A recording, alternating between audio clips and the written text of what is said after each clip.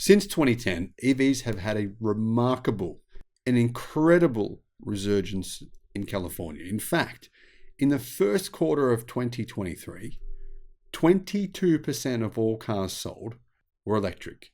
It's likely that figure will only increase by the end of this year.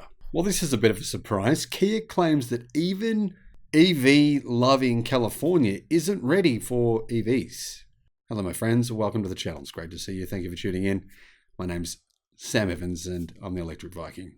Welcome to all the new subscribers. Welcome back, everyone else. Kia. Curious remarks, curious comments. What is their motivation for making these claims? Well, we'll get to that in just a minute. California has the most aggressive EV adoption plan of most states in the US, probably any state in the US, in fact, and of many states worldwide, many countries worldwide. They plan on banning internal combustion engine vehicle sales in 2035, which is actually better than Europe. So you'd probably have to say they're one of the top 5 best places in the world for their plans for EVs in the future, which is a good thing. It's a good thing because once you start realizing just how bad the emissions are from cars are for your health, how much they can wreck it, the fact that the World Health Organization says that they're responsible directly for cancer, hundreds and thousands, if not millions of cancer cases every year. Well, if it's not you that gets it, it's all okay. But when it's you, then it changes everything, doesn't it? Yeah. Now, this is particularly bad for firefighters, and that's how we have a lot of our evidence. We've seen that what happens to firefighters is that the ones in the US in particular have died approximately 15 years lower than ever other age groups, and they get cancer at rates that are like insane. And the reason for that is because of the diesel emissions. Apparently, in fire stations in the US, they don't open the actual door for the fire truck to drive out until the truck has already been turned on. And because of that, the emissions just flow into the actual fire station. And then, well, obviously all the people working in there are sucking in those emissions. However, Kia America, one of the top EV producers in the US, well, it was. That's going to slow down this year, I believe, because of the fact that they're not making any EVs in the US. They say they call California home, but the state isn't ready for the widespread electrification it envisions. Now, I just want to make it clear, I don't agree with this at all. I think this is just more propaganda from a car company, but hey, maybe I'm wrong. Let me know what you think. We will make the EVs, and now we need California to continue its efforts on infrastructure and consumer education before industry EV volume exceeds capacity and consideration. Kia's COO, Steve Center, told Automotive News. So what do they mean by Kia? I mean, what does Kia mean by the US not being ready for them, not having the infrastructure for them?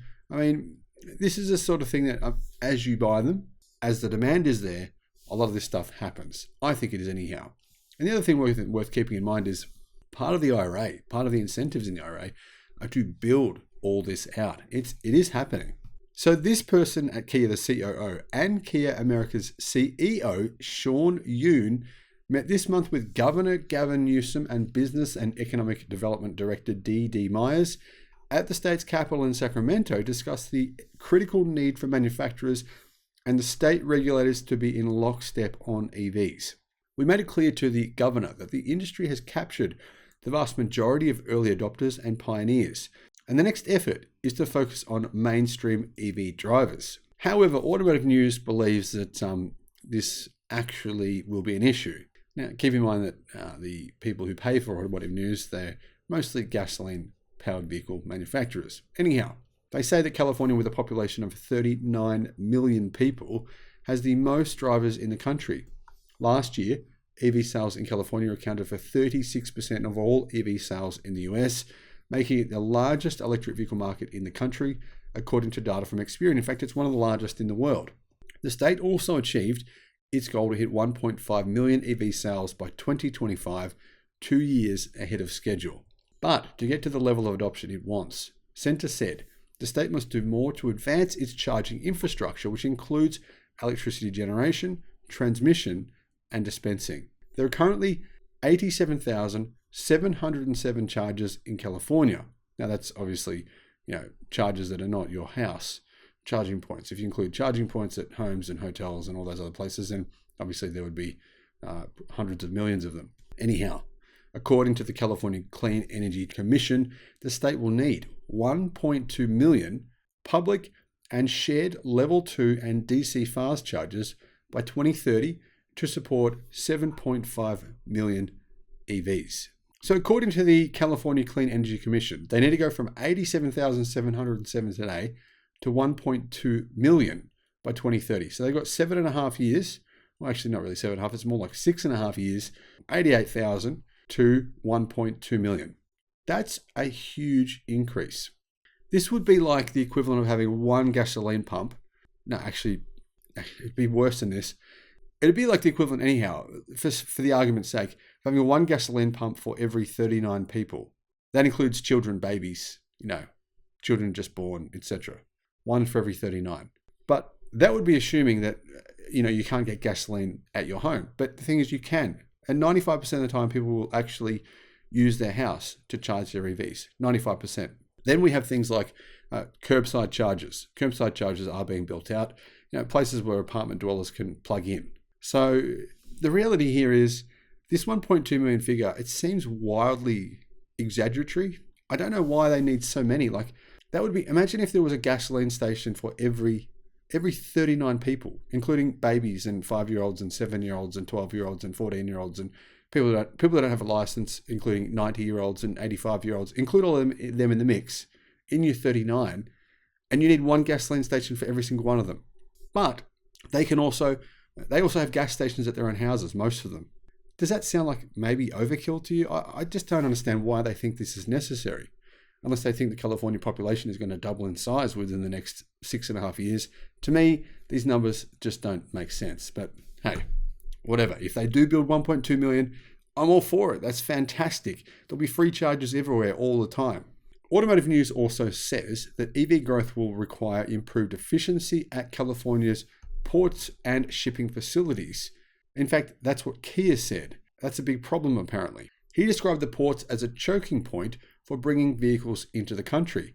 But I think he's missing the point here, and Kia have missed the boat. They don't make EVs in the US, so they don't qualify for the EV incentive, so they're going to miss a lot of sales this year and next year. Maybe that's the key point here, but he's talking about importing the cars. The whole point of the IRA is to manufacture them in the US or in Mexico or in Canada, not have to ship them into the port. The truth is, why would these needs increase just because you're having EV production? I don't understand why all of a sudden they need to change the ports and all this other stuff, because nothing's changing here. Really, we're still getting cars. Saying that they need to change ports and shipping facilities, I'm clearly missing something. I think it's just an argument someone looking for an argument for no real reason here. But anyhow, he says if we cannot improve throughput, we will have to create other pathways into the US market. But what are they doing right now? How are cars getting to the US market right now? This issue impacts vehicles, parts, and manufacturing needs, as well as the consumer. How does it affect them? Explain your reasoning. If you don't explain your reasoning, you sound stupid. Honestly, I don't normally use that word, but in this case, I'm just getting frustrated by these automotive executives who constantly complain and whine and moan to the media. And you know what they seem to have a mindset of? The opposite of Arnold Schwarzenegger. I just watched the Arnold documentary last night. It's really good. Really well done. I've always loved Arnold Schwarzenegger. And what I love about him is his attitude of can do. He always says, prove the naysayers wrong. The naysayers say you can't do it. That's why I always think so many automotive executives, even CEOs, have this mindset. Why EVs can't be adopted. Why chargers won't work. Why that won't work. How exactly can a company expect to grow when the person leading them is a naysayer? California is Kia's largest EV market by a long shot. Of the 28,506 EVs Kia sold last year, 7,383 were registered in California, making up more than 1/4 of its electric vehicles according to data from Experian.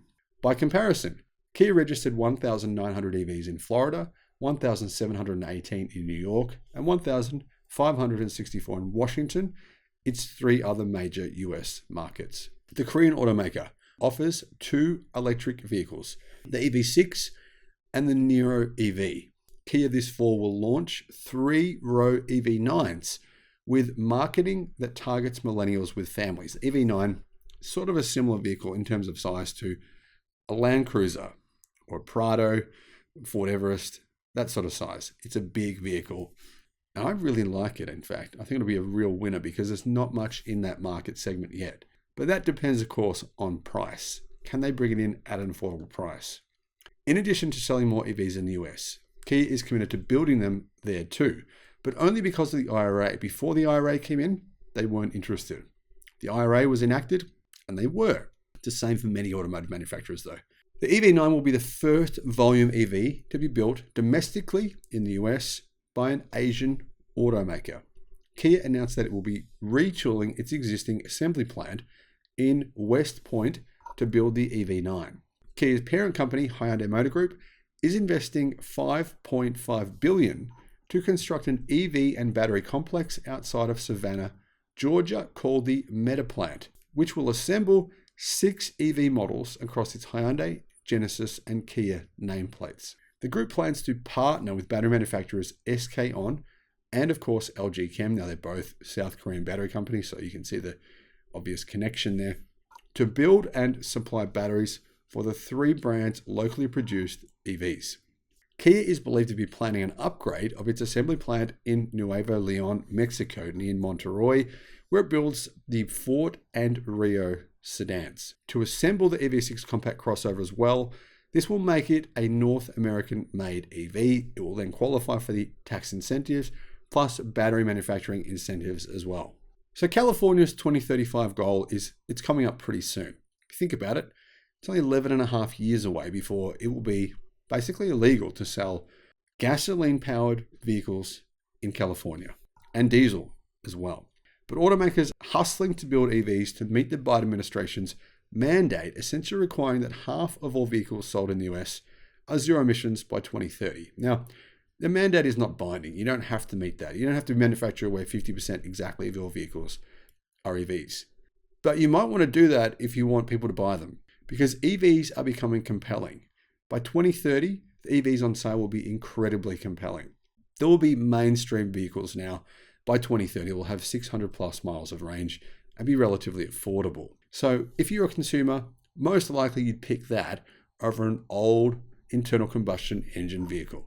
However, Kia say that automakers can only do so much, and it's up to regulators to lay the groundwork.